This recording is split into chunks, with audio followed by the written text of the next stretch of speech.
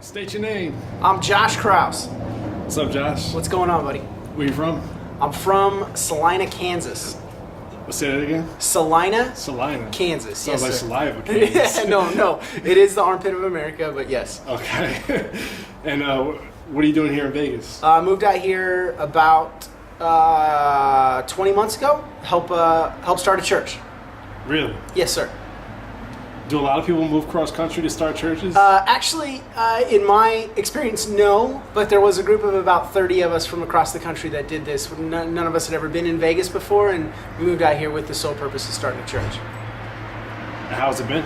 It's been great. I've seen us lose people, lose some of the core members. Actually, my first meeting with the group, we lost a family, and that sucked, because when you only got like 35 people, and then all of a sudden you lose 6, it kind of hits. But I think now our attendance is somewhere around the 200 number, almost maybe 300, depending on the weekend. But it's great.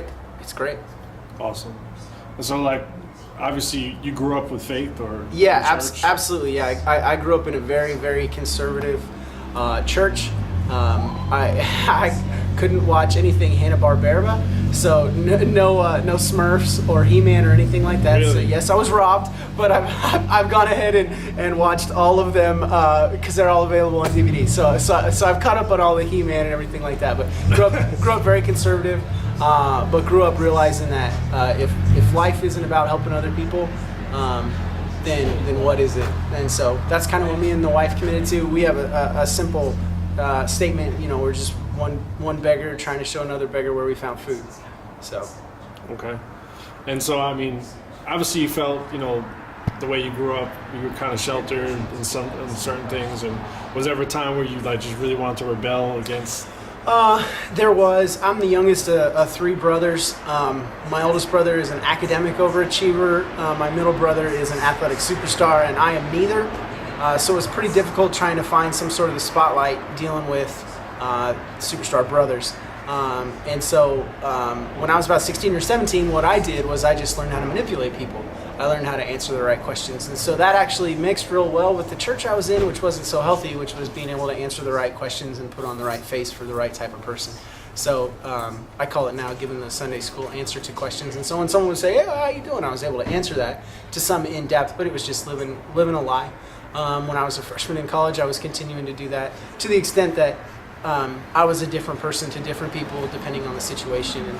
And that all came to a grinding halt when I actually went to China to study abroad and do some level of mission work. And what it ended up being was I traveled halfway around the world and to actually have God change my life.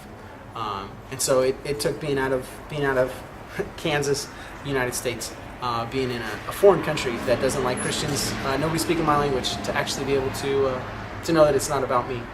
And that was it. What was the crazy experience that you had while you were in China? The crazy experience was there were people there that had about 1/8 of what we had financially, politically, freedom-wise, food. I mean, people lived on budgets of $1,400 a month for a family of 4. Paying ridiculous amount of money for the house that they lived in, and I realized they love Jesus through all this, and I live in relative splendor, and am somewhat angry at God for whatever reason, because I don't have a car, or because I didn't have $30 in my pocket, whatever the case may be.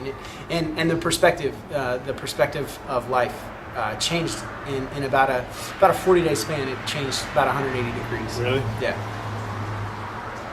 What was that feeling like when you woke up and you were like, it was actually I came back, and people talk about this reverse culture shock. I came back from China and went to a grocery store with my mom. And she's so proud because she's this conservative mother of 3, and she's like, "Oh, my kid just came back from a mission trip to China." And it hit me in my head that just 24 hours ago I was in China with people that are persecuted on a daily basis for bearing the name of Christ. And here my mom is talking to somebody she has no idea who is at the grocery store checking us out, saying I'm a Christian and talking about all this. And it was just like, holy cow, this is completely different. And I want to live my life like I'm physically and politically persecuted like the people in China. not like I've taken it for granted. Because here it's not a big deal. You be a Christian, it's not a big deal.